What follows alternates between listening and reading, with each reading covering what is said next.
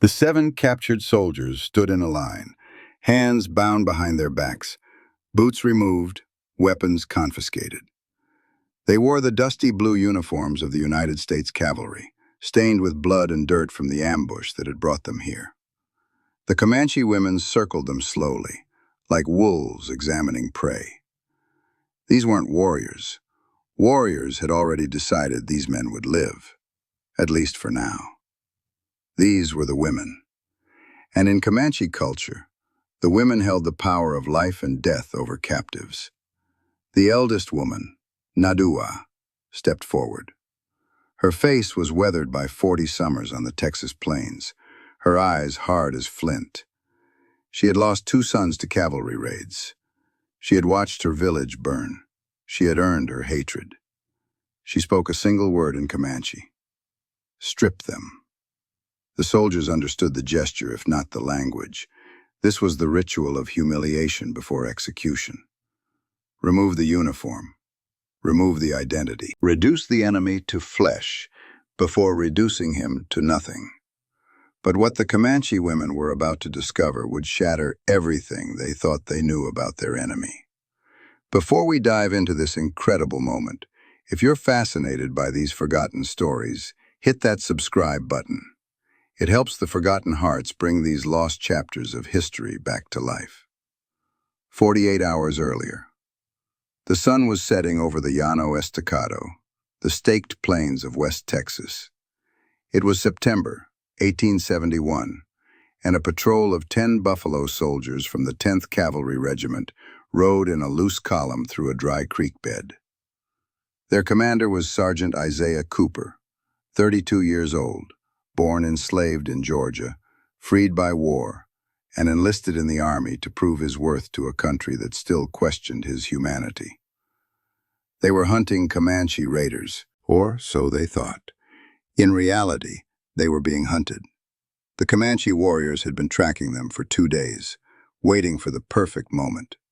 And that moment came when the patrol entered a narrow canyon where the rock walls rose 30 feet on both sides.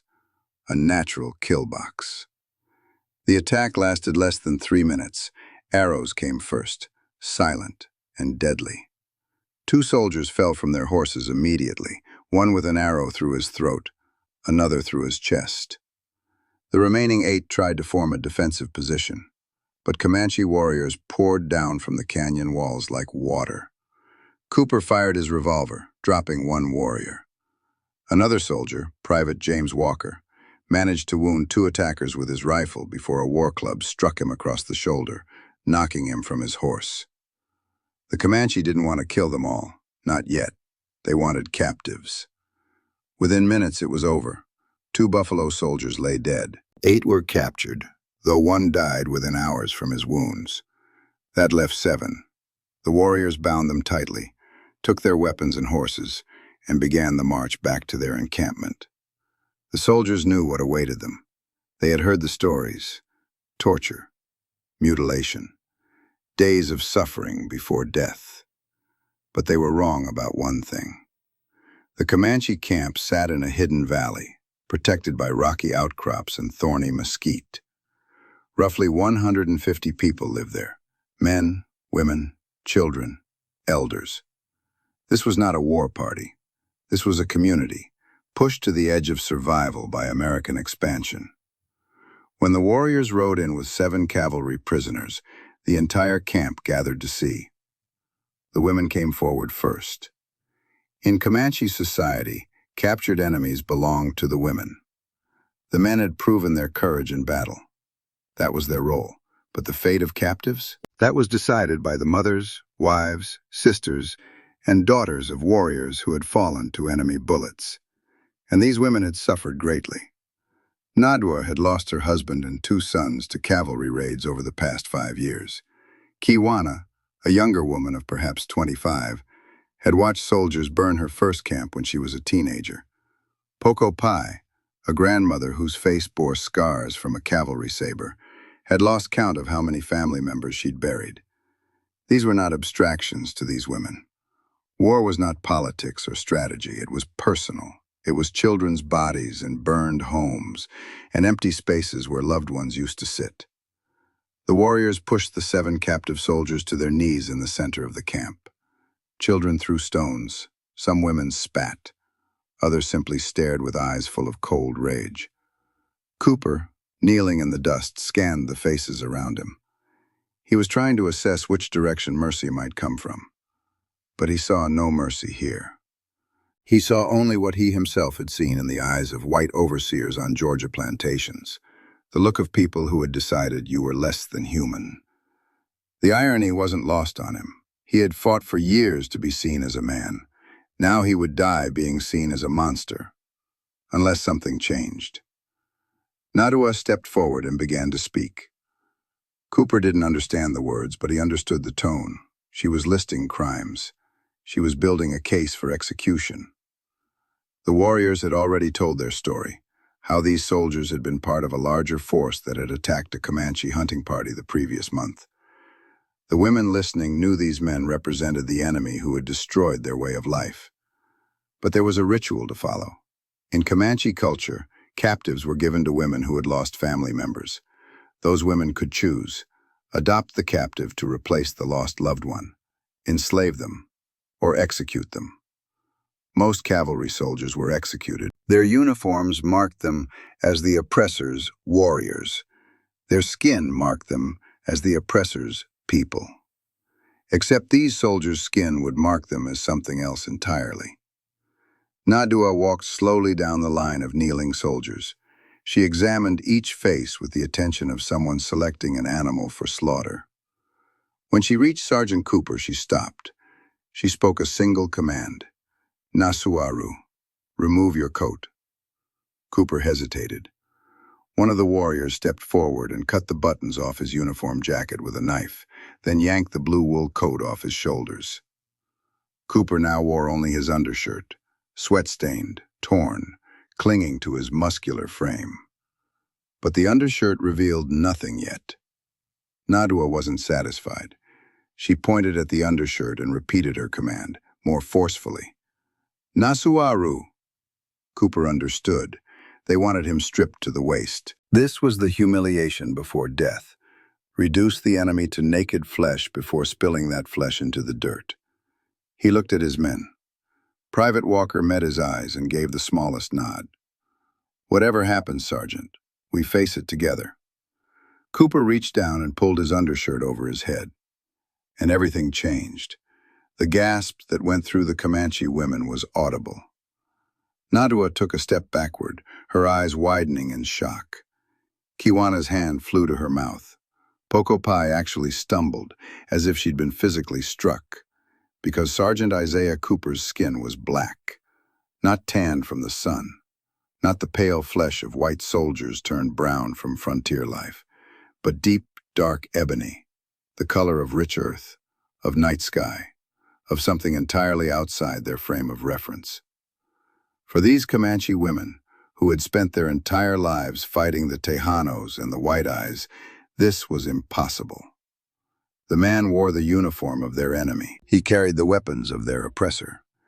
He rode with the cavalry that had burned their villages and slaughtered their families. But he was not white. Nadua spoke rapidly in Comanche, her voice filled with confusion and something else: uncertainty.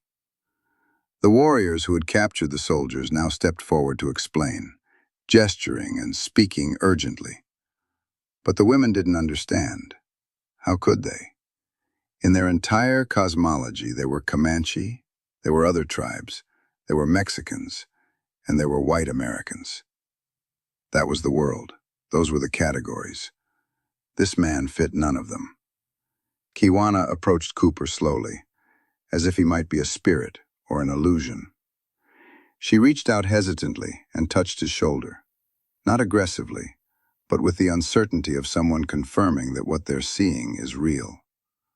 Her fingers came away clean. It wasn't paint. It wasn't dirt. This was his skin. She turned to Nadua and spoke rapidly. The older woman nodded, then made a decision. She pointed to the other 6 captive soldiers and gave a command. "Strip them all." One by one, The Buffalo Soldiers' uniforms were removed.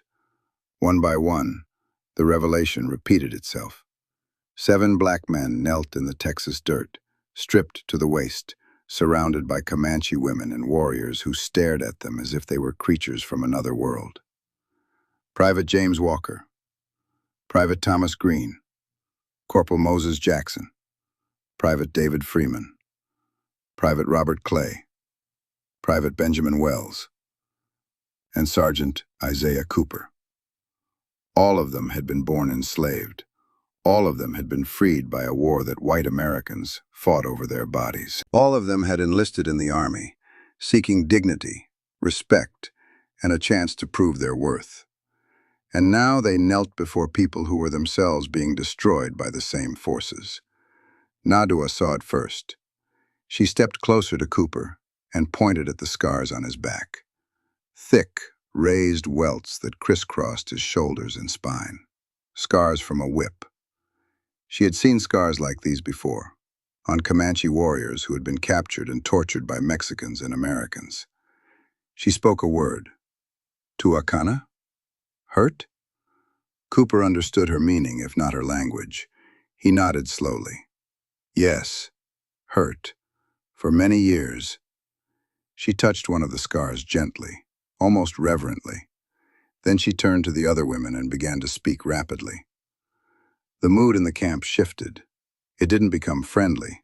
These were still enemy soldiers. But the certainty of execution wavered, because these women recognized something they hadn't expected to find. These men had been slaves. These men bore the scars of oppression. These men were, in their own way, as much victims of the white Americans as the Comanche themselves. The world suddenly became more complicated. The 7 Buffalo Soldiers were not executed that day. Instead, after hours of debate among the women and elders, a decision was made. The soldiers would be held as prisoners for 2 weeks, during which time the Comanche would send messages to other bands, to Mexican traders, and eventually to the U.S. Army, proposing a prisoner exchange. During those 2 weeks, something remarkable happened.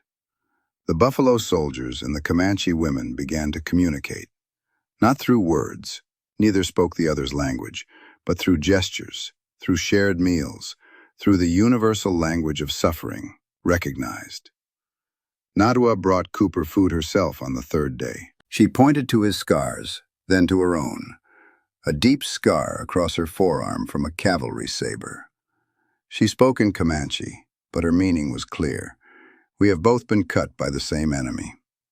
Kiwana showed Private Walker her children, 2 boys who would grow up never knowing the freedom of the open plains their grandfathers had ridden. Walker, who had lost his own family when his mother was sold away during slavery, understood that loss without needing translation.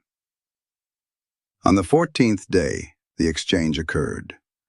U.S. Army negotiators met with Comanche representatives at a neutral location. The 7 Buffalo Soldiers were returned in exchange for supplies, horses, and most importantly, a promise that the Army would investigate reports that white ranchers were encroaching on treaty-protected Comanche lands. The promise would be broken within months. The supplies would be insufficient. The horses would be old. But for 7 Buffalo Soldiers and a group of Comanche women, something had changed. They had seen past the uniforms and the assumptions.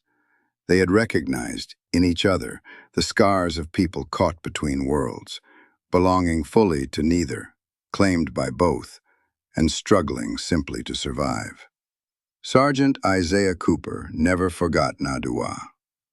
In letters he wrote years later, he described her as the woman who showed me that even enemies can recognize each other's humanity, if only they take the time to look. And that recognition began with 7 blue uniforms being removed, revealing the truth beneath. This story is almost never told in history books.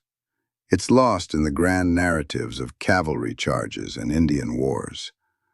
But it's a reminder that the real history, the human history, is far more complex than the simplified versions we're taught. If this story moved you, please hit that like button and subscribe to The Forgotten Hearts. Share this video with someone who loves forgotten history. And let me know in the comments, what part of this story surprised you most? These are the stories that matter. These are the forgotten hearts of America.